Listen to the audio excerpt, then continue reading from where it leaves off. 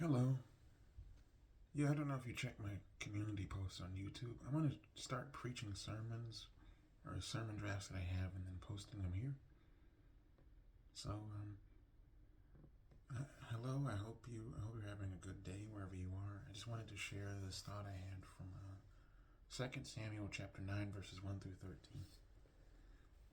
David asked, "Is there still anyone left of the house of Saul to whom I may show kindness for Jonathan's sake?" Now there was a servant of the house of Saul whose name was Ziba, and he was summoned to David.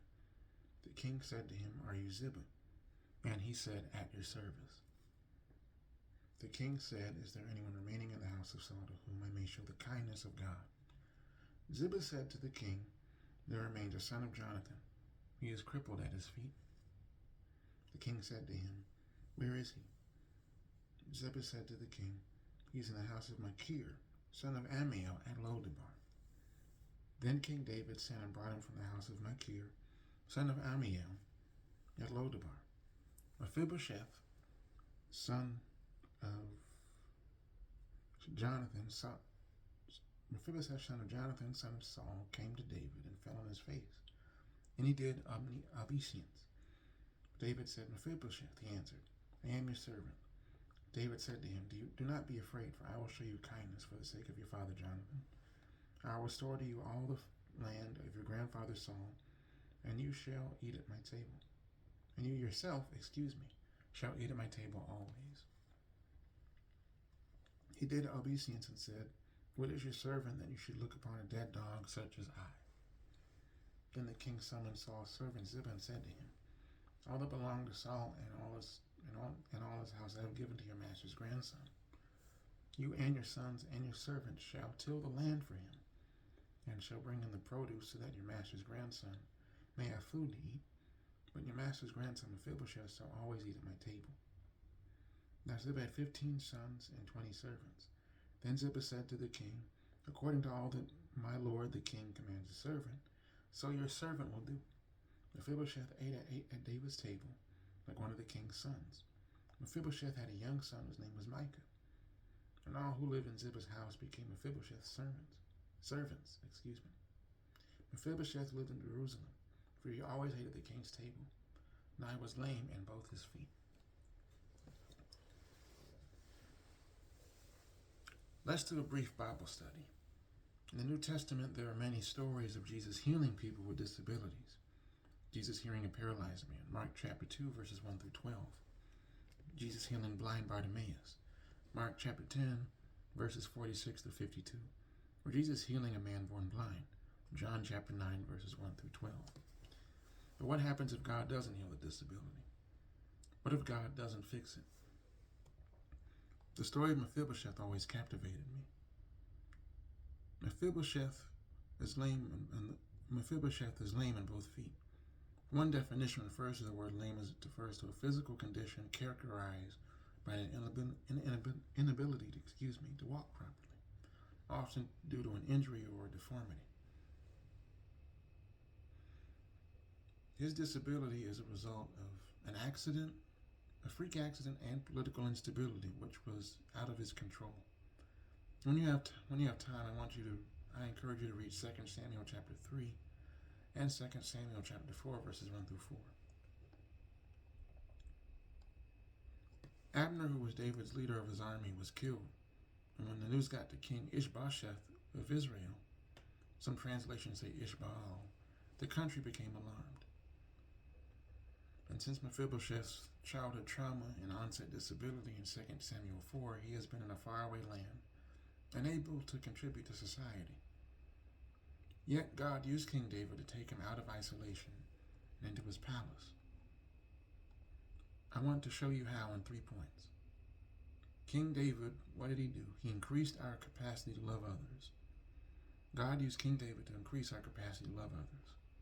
King David loved and respected King Saul and his son despite the obvious threat that King Saul was toward David. Even after Saul and Jonathan were killed in 2 Samuel chapter 30, King David still wanted to show love and kindness to a descendant of Saul. When we take care of those who are overlooked and marginalized, it causes us to show compassion.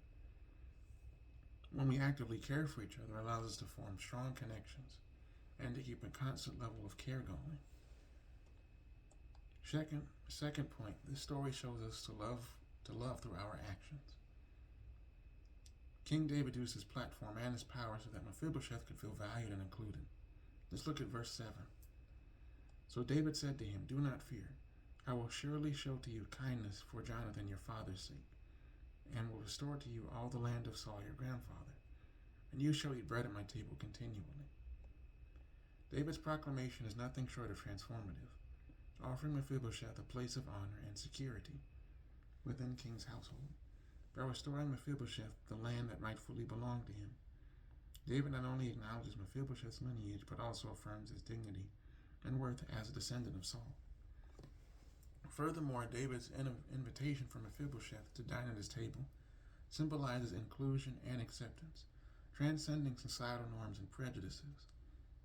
In a culture where status and lineage dictated one's proximity to power, David's gesture defies convention, extending hospitality to one who would typically be overlooked and marginalized. And as someone who was autistic and with other disabilities, my parents, they don't have disabilities per se. They love me not just because they're my children, not just because they're my parents, but they care for me in different ways and have advocated for me in different arenas in life. And other people have done so throughout my life and leading up to this moment. While we check our phones and look at our news, Palestinians are being killed. Their land is being forcibly taken, and aid from forcibly taken. And it seems like relief isn't possible. But there is an organization called Heal Palestine: health, education, aid, and leadership. Through those four pillars of Heal Palestine, that organization provides critical care and resources while centering grassroots leadership in community-led recovery. Their work is rooted in dignity, resilience, and belief that every child deserves their chance to heal and thrive, according to healpalestine.org. I follow them on social media, and it warms my heart to see disabled children be given prosthetics, a smile, and their spirits being lifted because of the work being done by this nonprofit. The final point is through this story that God will take care of us. When King David allowed Mephibosheth to eat at his table, he never had to ask. Mephibosheth never had to ask for resources or worry for food. I believe that the church is supposed to meet the needs of the people. A building doesn't have to be the only place that does that. We are living in times where it is important for us to take care of each other. During the government shutdown, SNAP benefits were cut. And then there was a hurricane that ravaged Jamaica recently. And healthcare premiums have gone up since last year. And I hope and pray that this sermon resonates with you in many different ways. Thank you all for listening, and I will close in prayer. Thank you for this wonderful sermon and allowing us to see how you cared for us using King David, and how you showed us how if we use our privilege to help others, it will help us all in the long run. In your Son's name, amen. Thank you for this time and viewing this message. I hope you have a great morning, day, or night, wherever you see this. Thank you.